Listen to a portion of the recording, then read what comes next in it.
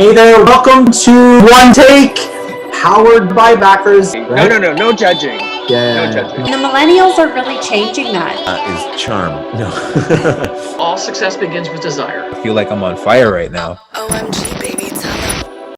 Hey there, welcome to One Take, powered by backers. Justin Fox, Andrew Hemingway. Andrew, thank you for joining me. How are you doing today? Doing very good, man. Thank you so much for having me on. Awesome. So it's a quick little, aside from being the best looking, the fastest, the brightest, the smartest, the strongest. Yeah, we covered that. Yeah, we covered that. Right. That was what you wanted.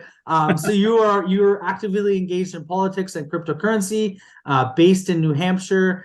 You were the first candidate nationally to accept Bitcoin as a political donation to your campaign for governor, and since has been a vocal advocate for cryptocurrency adoption.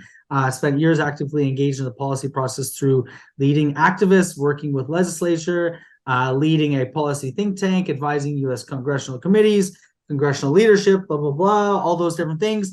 You're currently now working with Tron, one of the layer one blockchains, the Tron DAO, as you mentioned, that runs the Tron blockchain. So Andrew, thank you very much. Welcome to the show. Awesome. Thank you so much for having me on. There you go. I think, I was just going to say, the New Hampshire piece seems a little obscure. Like people are like, what's the New Hampshire piece? But it's important because in 2010, Bitcoin kind of gets launched in the end of 2009. In 2010, there are more Bitcoin millionaires in New Hampshire than there are anywhere else in the world. Oh, really? And it was like this little hub for just like a minute, right? It was just this little blip. But it was a really, really important minute for me because those were basically the group that I was hanging out with. And suddenly we were introduced really early just by chance to that. So I credit, New Hampshire for being that libertarian state that was like early adopters. So what I mean, for all those watching, it's 2023. I mean, Bitcoin's had its run up to 60K plus or whatever, now back down to, in the 20s. What are we talking like pennies a Bitcoin I remember buying Bitcoin at 6 cents. It was like, the very, very beginning. So I remember seeing that when I ran for governor, I was taking Bitcoin as donations. That's 2014. So that's, 10 years or 4 years on from that. Later, we were around like 600, I think, dollars when we were taking donations at that point. Right. I don't want to ask how many Bitcoin, but hopefully you still have some of the Bitcoin you bought at 6 cents, or is that I can neither confirm or deny what happened. Yes, that would be hopefully you have some of it. Hopefully it's not one of those cases where you lost the keys or that laptop was thrown away or whatever some of the horror stories you hear about. Nightmares, dude. Nightmares. No. Interesting. It's all good. Interesting. So ran for I was going to say emperor in 2014. Governor in 2014. I was joking with the emperor part, but so of New Hampshire, right? And so tell us a little bit. It's an interesting journey. So you've obviously been in politics. What sort of drove you to get into politics? I obviously look, you host a number of different, also you have your own podcasts and different things of that nature, right? So you do a lot of content creation. Tell us a little bit about your journey. Where did you start? Where did you kind of to get to the point you're at now working with Tron? I mean, I think that it's definitely been a journey. And I think starting, from that place of just being introduced to it, I was immediately much more interested and excited about the technology than I was necessarily like the currency piece of it. And I still see Bitcoin as a killer app for blockchain. Like people say like, well, what's like blockchain's like killer app? And I'm always like, Bitcoin? Right. I mean, that's pretty solid. Any other technology that had, something with those stats on top of it would be considered that. It's just when it falls into the currency space, there's like this, it's a different paradigm. Right. So I really still, and I still remain today very excited about the possibilities of the technology, the opportunities of the technology, think that that's really where it's at. So, starting at that place, I was very early introduced to it, being sort of an innovator, an entrepreneur, and just sort of in that realm. I by nature am an early adopter. So, when I ran for governor, I was talking about using renewable resources, our dams and hydroelectric resources to mine Bitcoin. I really wanted the state of New Hampshire to begin mining and holding Bitcoin as a state, and building a state treasury would have been a very, very difficult and radical proposition, but it would have been right. It was absolutely the right thing to do today. Well, we could have been, sort of like the Silicon Valley of the East Coast of the United States. We would be blockchain central, and as a state, you have the ability and the rights. We have a lot of autonomy with our states, which is very different than a lot of other countries. And so, even as our own, set up our own banking, our own practice. So I think there was a lot of opportunity, and perhaps there still is today. But I've gone away from that quite a bit. I'm now very involved, obviously, in the policy side, in formation of policy, and in the execution of policy. And of course, being with Tron DAO, they are a large global blockchain, like you said, layer one. Today it looks as though maybe perhaps number 3 blockchain in the world for total value locked. We're seeing volumes as high as $500 million a day being exchanged on the blockchain. 140 million users. So obviously a very significant player in the space, and because of that, the jurisdictions which we are operating in make a real impact on our business. So from the EU to the UK to the US, all the way to Singapore, and most recently Hong Kong, which I will say we're very excited about Hong Kong. We believe that Hong Kong has taken the right position, open arms, even funding, allocating funds against grants and things like that. They've really opened their arms to the market, and happens to be at the same time, of course, as the U.S. is clamping down. So not Tron related, but you saw CZ from Binance say, hey, when one door closes, another one opens. And obviously Binance and Hong Kong are closely related, and it looks like they're going to be perhaps making some real moves there. I would not be surprised to see some of these companies taking their entire U.S. operations out of existence, just moving them, saying fine. Not even just wiping and moving overseas. Yeah. Essentially. I mean, you have to ask yourself the question, why are they operating in the U.S. at this point? I mean, it seems like more of a liability than it does a benefit. And so I think that's a possibility. I don't think everyone's going to do that, of course, but I do think that it is a possibility that things start to offshore. And now, I mean, even before you said that, I was going to ask about, what are your thoughts? Obviously, you see a lot of things over the past couple of years. You've got, the SEC XRP loss. You've got, you see Congress bringing up this was about a year ago, 3 or 4 blockchain kind of representatives in the crypto space talking about, potential for legislation. And I'm Canadian, so we have our own stuff going on here, but you've got sort of Biden talking about things. Here we've got, exchanges being regulated, and crypto. There's a number of different sort of things coming in with ID and regulations and CBDCs. Where do you see? I mean, obviously you talk about Hong Kong, you talk about what you guys are doing in the UK and overseas. Where do you see the market? And I mean, I'm going to just throw this out there. You talk about the US dollar and the depegging, or that's not, but from, the oil sort of as the what do you call it, the currency reserve or whatever, right? Yeah.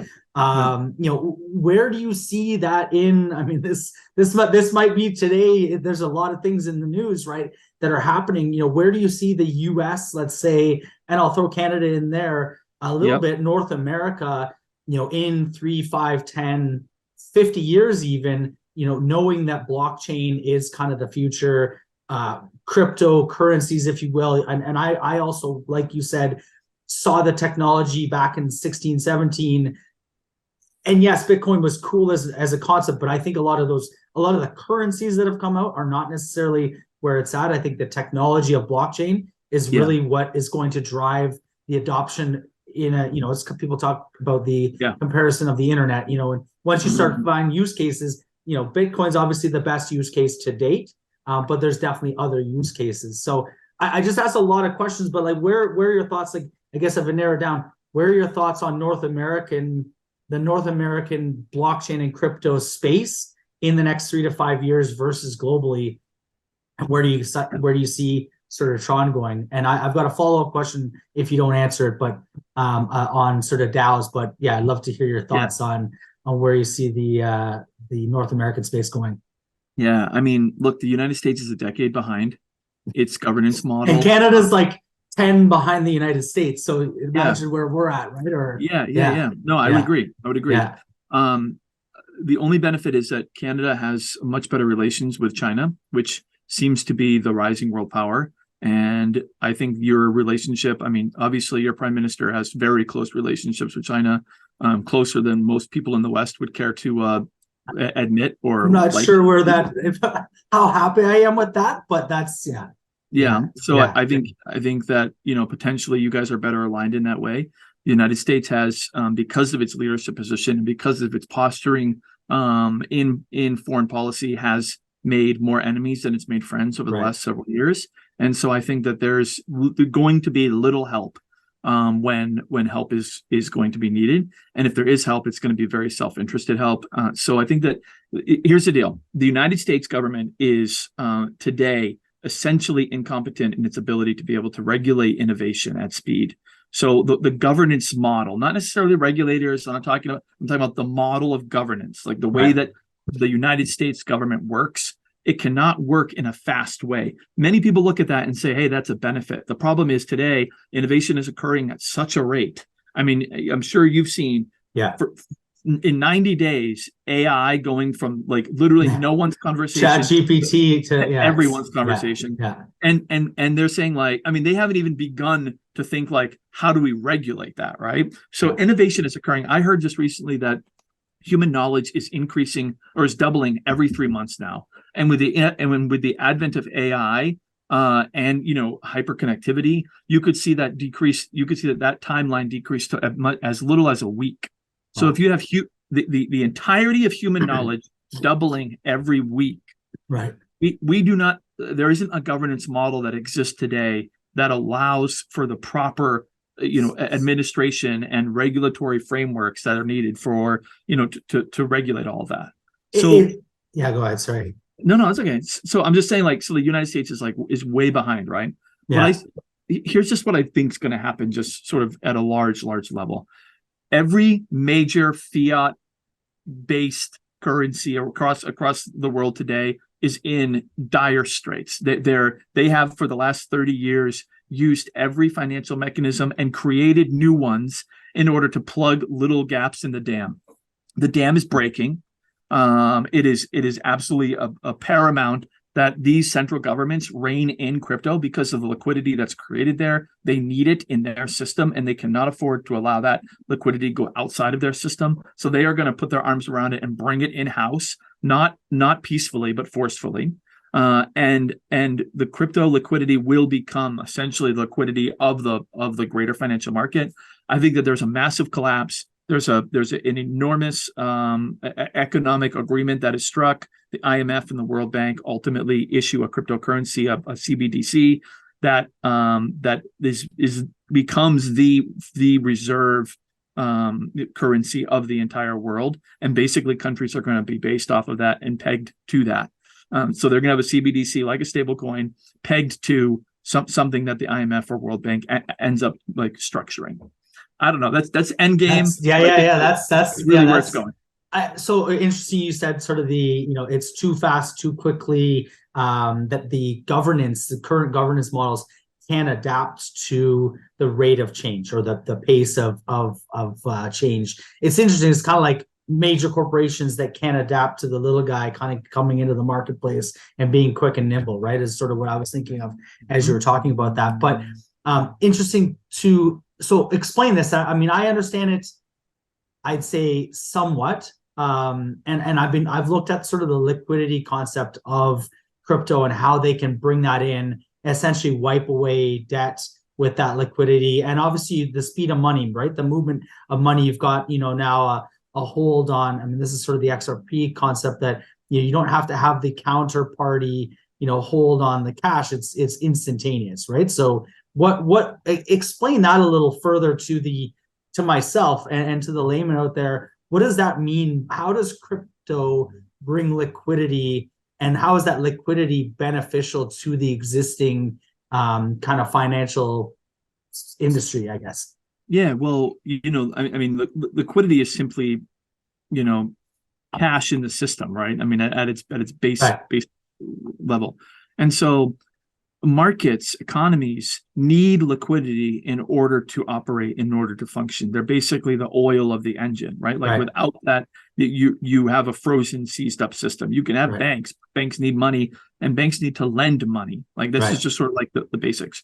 So what's happened is with the advent of inflation, global inflation, after years of printing money and quantitative easing, today across the globe, it's not just the US, but almost every market is increasing interest rates to try and dial back the amount of money that's coming into the marketplace. And what they're trying to do is hold on to liquidity, because as they're printing it, they're diluting liquidity, like they're losing liquidity. So they're trying to keep liquidity in the marketplace.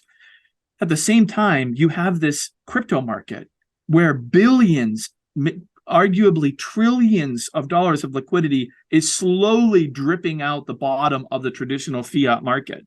And so that exchange, that work is undermining the overall market. And so regulators, anyone who's sitting in any place of authority inside of any side of these governments who have that understanding, see crypto as the enemy. And that is why you have the regulatory actions that are being taken place today. You have them debanking crypto companies, right? All sorts of, like, it's been around. Crypto's been around since 2010 in various forms and in developing forms. Why haven't they done anything until now? Why is it that 2022 all of a sudden, they all wake up and say, yeah, we got to do something? Like 10 years? And what were they waiting for? Well, what the reality was, it didn't matter because there was so much free money in the marketplace. But once COVID came, once they began this new phase, suddenly liquidity became a real issue, and they looked at crypto as a place where they could grab liquidity and move it back into the traditional market. You saw the United States has a FedNow program. FedNow is essentially instant settlements, 24/7, right? It's all the benefits of blockchain, but through FedNow.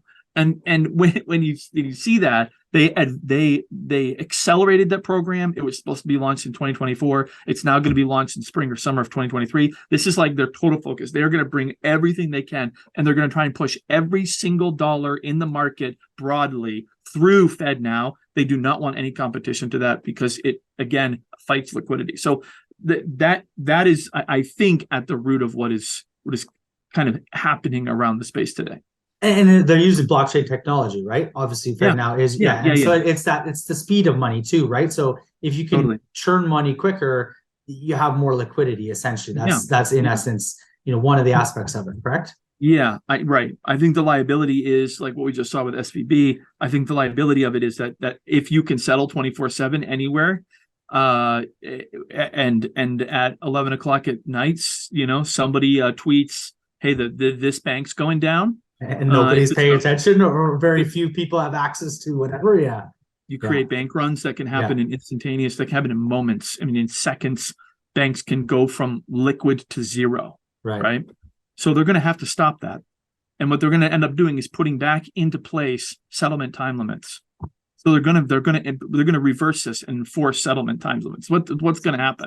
So it's almost like they're going to, even though the technology allows for instantaneous, they're going to want some sort of lapse or delay so that they can have some oversight, if you will. I mean, so look, when the stock market starts to go crazy, right? What do? Yeah, they stop trading. They stop it. A day or an hour or whatever, right? Yeah. So they're going to do that with cash now. They're going to say, nope, too much money's leaving. Stop. Okay, so where do we, I want to talk about a number of things. We could maybe have a round two on this conversation because you've got obviously a lot of knowledge, especially on the political side. So we talked about, you think companies are going to move out of the US, especially some of the crypto or blockchain based, not so much companies, but the technology side, because it's just the headaches, maybe the hassles from a regulatory standpoint don't make sense to be even in North America, as I said. I mean, Canada's a little better, but a little more, I think, forward thinking on some of the regulatory side of things, but which is good from our perspective as we roll out backers and the security tokens. What do you think? Like, what And I mean, I watched here we had, or you guys had actually the TikTok ban, for example, right? People talking about, and you've got these sort of, I don't want to say older, but outdated mindsets, right? That are looking at these things that are happening. You talk about weekly doubling of human knowledge. Where do you what do you see the near term, long term? I would say kind of. Do you see change coming from a governance standpoint in the U.S.? I'll be very simple. Do you see change coming from a governance standpoint in the U.S. or no. is it just going to die on the tree kind of thing? Yeah, we're handicapped by our two-party system, and utterly divided to such a degree that there is a very limited opportunity for advancement. There would have to be, I think the only thing that sort of has seemed to catalyze any sort of rapid changes have been global catastrophes. So, obviously, right, like you see the example of COVID, there's a global catastrophe, there's a unified opinion about a course of action. Course of action occurs very rapidly, sweeping changes, things that people would never have imagined possible, suddenly occur within days even. I think that's the only possibilities.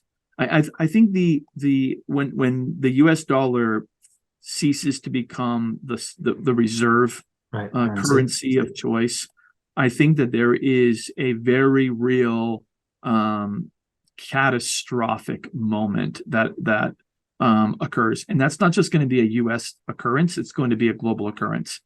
And so, you see the China with the digital yuan. Just, Russia's announcing that they're going to be using that for their reserve currency. Saudi Arabia is considering that for their reserve currency. Obviously, peace in the Middle East. There's literally peace in the Middle East. Yeah. So Iran and Saudi Arabia, they signed a peace treaty. It could never happen, right? Yeah. Right.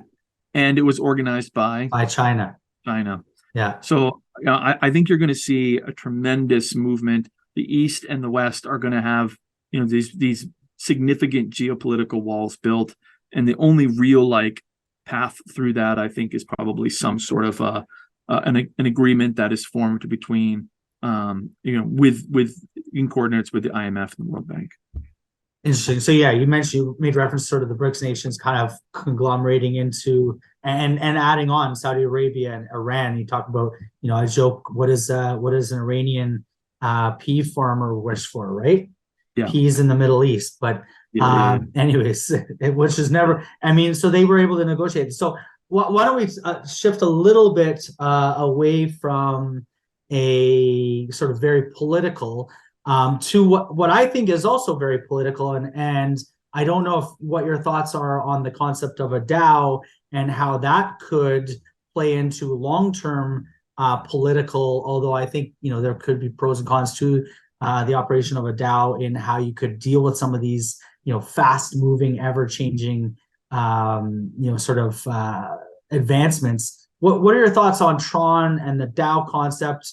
Those are two separate things, but obviously Tron is operated by the Tron DAO, but where do you, and I'm very interested to see how the concept of a DAO, a decentralized autonomous organization, can potentially become, a potential governance or governing on a political stage, not just from a technology standpoint. I don't know. What are your thoughts there? That's, again, probably a very broad question there. Yeah. No, look, I was on a podcast earlier this morning and they said okay, so you don't think any of these governance models work. What's a governance model that does work? And I said, I think a DAO would work.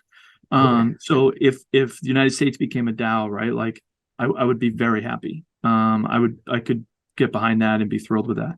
The idea, of the DAO, the ideal of the DAO, I think is something that empowers individuals, and that is at its base root the most powerful force in human history is when you empower an individual to be self-determinate, right, for them to be able to dream their own dreams and work their own work and achieve what they can achieve. That is the ideal, right? That's like the human dream.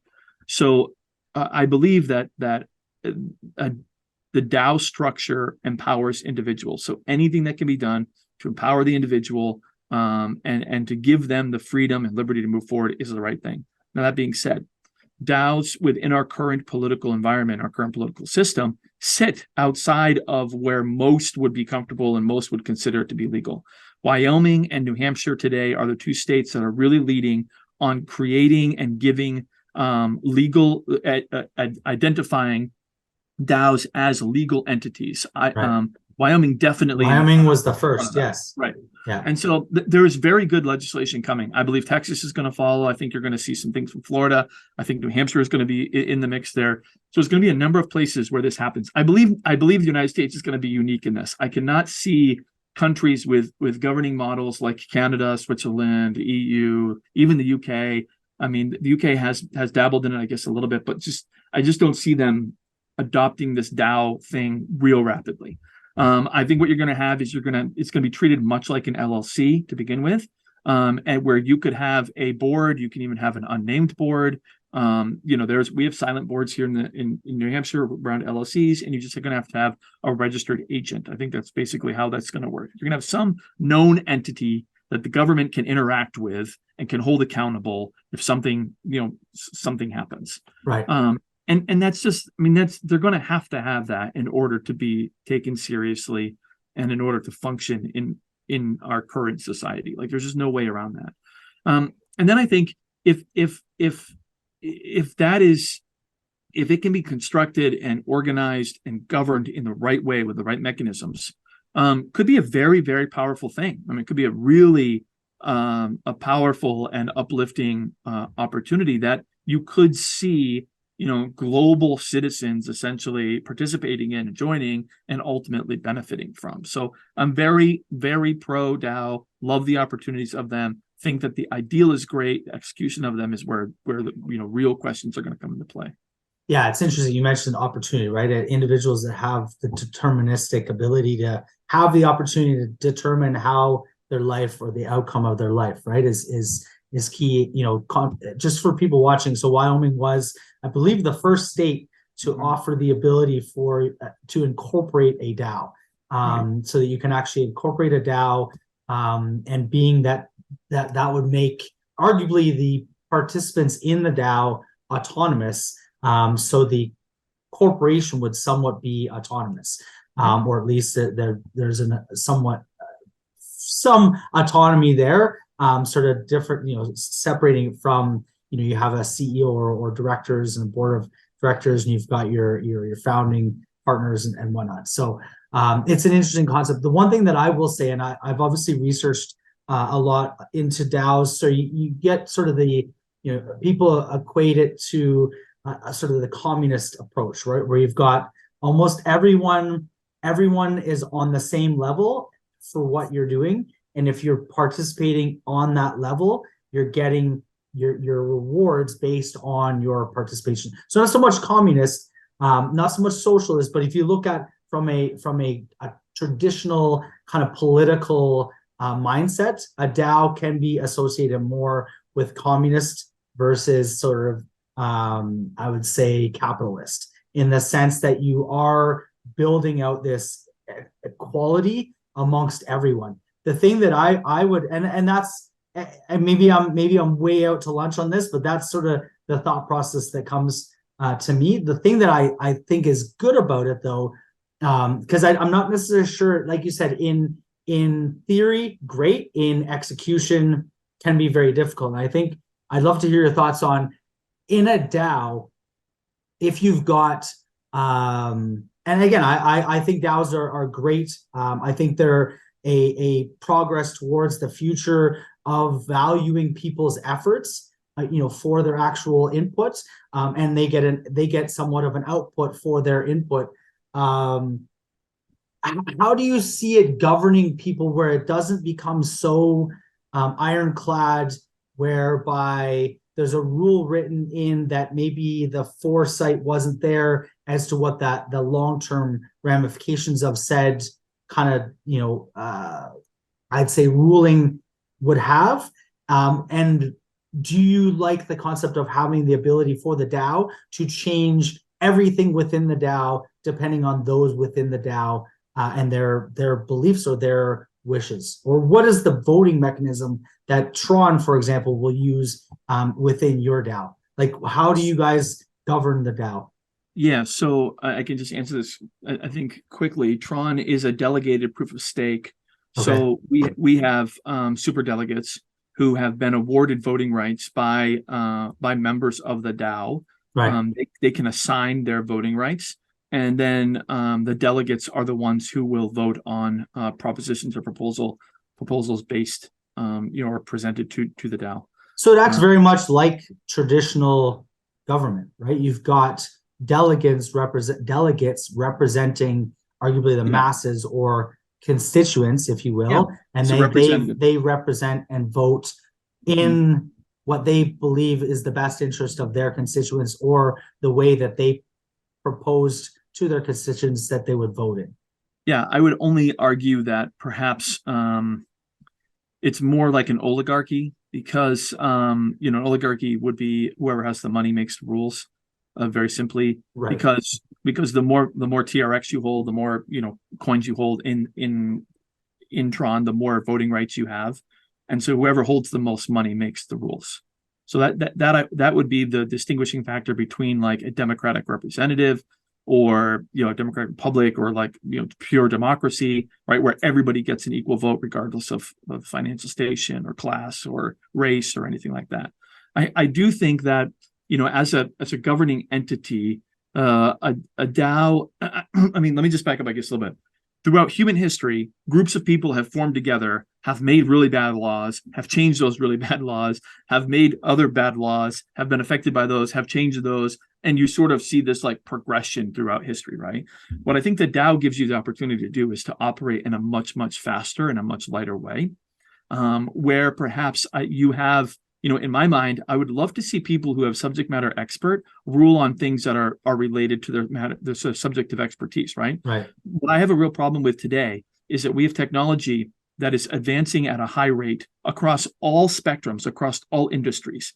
And we elect representatives, people who are really good at shaking hands and knowing people, right, terrible at knowing anything else. And it's also not fair for us to say, hey, you've got to know the latest on vaccine technology, on heart medication technology. Oh, by the way, you need to be experts in the financial markets. You need to understand this technology, that technology, like a human can't have that. Yeah, they can't be that well-rounded. Well, you were, according to our intro, right? You were all-knowing, all-powerful. No, I'm kidding, but yeah. Besides that, for sure. But like, so just in the very expectation of a member of Congress or Parliament, like it's impossible. They're going to fail right from the very beginning. So I think blockchain, I think a DAO actually represents opportunities where you could actually set up delegates who are subject matter experts around certain areas. Members of the public can vote and can actually put people, say, yeah, like this, I agree with this guy, right? And you could actually have panels of people offering actual valid opinions and votes on how industries, on sectors, on these things should be governed, and making the laws from much more informed people than from paid politicians. And I think a DAO structure could allow you the opportunity to do that, where people are awarded credibility or awarded votes on categories that perhaps they achieve, have certain achievements in, right? Like are accomplishing things, but you could operate this through a DAO structure at scale. And that's because of the technology, right? It makes it so much easier. You're not expecting someone to walk into their elementary school and cast a vote. This is done, from the comfort of your home on your, your cell phone, and it can be done quickly and easily, right? Using blockchain technology. You can read an article. You could see somebody on YouTube, and you could say this person's voice, resonates with me and needs to be amplified in the space. And I'd like to see more. I'd like to see this person elevated to a place where they're able to have some influence on our policy today. How does that happen today? It only happens if you have money, right? Yeah. Like you have to be the son of somebody, or you have to be like connected to somebody's uncle or somebody's whatever it is, Right. and you have to have money to be able to do it. And they're propping you up essentially to get you into that position, and I arguably for their best interests, right? To vote on their best interests, right? So a lot of sort of corruption and kind of collusion and different things. That's what it is. So I mean, the removal of professional politicians, the replacement of them with subject matter experts. I think in the ideal world, right? Like the DAO, a DAO structure enables something like that. And so I think there's just we're way off course here, but that's kind of where I think the communism side of things, it is the power to the people. It's the ability for the masses to influence. And I think one of the misconceptions of communism is it's not necessarily meant to have somebody in power and everyone else below. It's meant to be everyone is on par. Yeah. But in practice, somebody has to be in charge. Somebody has to make the decisions, and it's very difficult for the average person to influence decisions, across the country, right? Whereas I think with blockchain technology and a DAO, you can start to have that influence, as you've just kind of described, where now I can recommend you, for example, to talk about blockchain because you have the experience. Somebody else can recommend, somebody else for expertise in whatever their field is, and vice versa, right? And now you have that kind of sharing of knowledge from all the experts quite easily, right? It's an easy way to share and kind of disseminate knowledge. I would only argue that. And I'm sorry, I keep bringing up communism because it's probably not a good thing to talk about. We'll leave it at that. We already talked about China's too close to, or sorry, Canada and China, the relationship there. Yeah. So I think you're using the word communism, but in my mind, what you're describing is democracy. So and that could be very much the same, right? One and the same. I think communism falls into the category. That my problem with communism is the forced forfeiture of individual rights and property ownership. So in a true communistic ideal, no individual has any individual property rights. And I think that individual property rights are essential to individual liberty. So I understand what you're saying. I just obviously could never go along with it on the communist side. But I think that there is a way, to your point, there is a way through blockchain, through DAOs, through these structures, to structure a society in such a way that these ideals can be met and the values can be stated. This is the thing that makes, I think the United States very, very different, is that it was a new country, like populated out of kind of basically nowhere. The founders had the opportunity to define what their values were. And to say, around these values found in the Constitution, found in the Bill of Rights, around these statements, we are going to build a society that adheres to these things. Right. Those are limiting factors. That's different, than what has been developed, over time in other places, in other countries. A DAO could do that. A DAO could spring up and say, hey, look, this is our values. You might look at them and go, yeah, you know what? I'm not totally on board with that, but I found another DAO that does do that. Right. And this does align with my values, and I can orchestrate and I can, operate and facilitate underneath that DAO. That DAO might take 50% of my income. This DAO might take 10% of my income. This guy might do that. All of these, and the individual should have the ability to evaluate those, look what is right, whatever, not be forced into any one, but to have the opportunity to join and participate in community and advance their own individual dreams, hopes and liberty. That to me is kind of the ideal. Yeah, I agree with the communism side or communist side of things, where it's definitely it's where production is owned sort of communally, right? And private property is kind of I guess I don't know about seized, but I think it's more about the communal voting where everyone has that say, and everyone has. I think for me, it's where everyone's input equals output, right? And so there's and that's democracy as well, right? But it's this communal aspect of it, right? And I guess it's almost like a mix of the best of both worlds, right? Where you've got, because I think in the current political system, in Canada and the US and around the globe, especially in sort of the capitalist societies, you've got these super wealthy that kind of dictate everything that happens. You talked about, the nepotism in politics, right? So I think if there's a way to kind of get away from that would be beneficial. Well, Andrew, I really appreciate you taking the time. I know we said about 30, 40 minutes or so. So appreciate you taking the time here. Enjoy what are you up to in New Hampshire? Are you a sports fan at all? I guess. Oh yeah, you got baseball starting. You're a Red Sox fan? Believe me, dude. We got all the Boston sports here. Blue Jays. Are you ready for some Bo Bichette little body?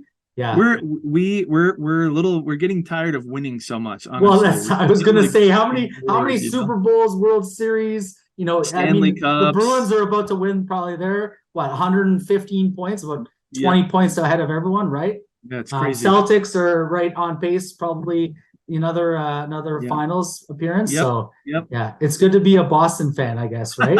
Yeah. I think Raptors have won championship in about 30 years. The Raptors. I know. 2019. Jays in 92, 93. That's about you remember Matt Bonner though? Yeah, I do. The Red Rocket. He's from New Hampshire. So he's from Concord. Okay. Yeah. So his brother's one of my real good friends. So, nice. Matt Bonner. That was pretty sweet. My wife and I had season tickets. Actually, we went every game that season. I think he was on the Raptors. Oh, man. Yeah, that was back in like 08, 09, somewhere around that time frame. Like that. But it's good times. Cool. Well, hopefully the Jays do well. Yeah. Hopefully, I think there's the Leafs Bruins. That's probably going to be could happen. A big battle this year. I mean, the Leafs are looking pretty good. Bruins are looking unstoppable, but Raptors, I'm not sure they're right up there with the Celtics. And as a Bills fan, I mean, Patriots are probably done for another 10 years. I would say they're probably they've done, but they won enough for the rest of their franchise history, right? They never have to win another one. They've probably won more than the Lions will ever win. So that's right. Cool. Awesome. Well, Andrew, appreciate you joining me. Look forward to connecting maybe offline and see if we can work on some stuff with Tron there. I know we didn't talk too much about it, but those of you interested, where can they find you? Socials or I guess LinkedIn? LinkedIn and Twitter is probably my ideal spot, right? It's just my name, Andrew Hemingway. Okay. So, cool. Yeah, awesome. Awesome. Thanks, Andrew. Appreciate it. Everyone else, thanks for joining me. This is One Take powered by Backers. Justin Fox, Andrew Hemingway. I'll see you guys again soon.